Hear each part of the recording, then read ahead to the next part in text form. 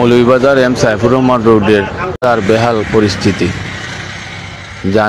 যানজট নিরসনের অনেকটাই ত্রুটি রয়েছে, যার ফলে সাধারণ জনগণের অনেকটাই ভোগান্তি।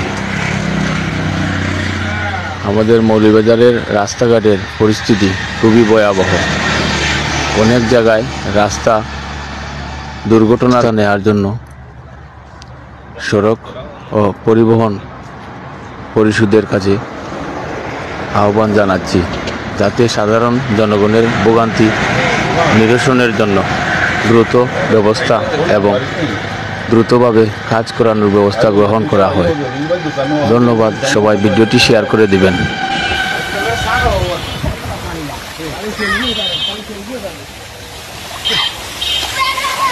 Hey Rufidi.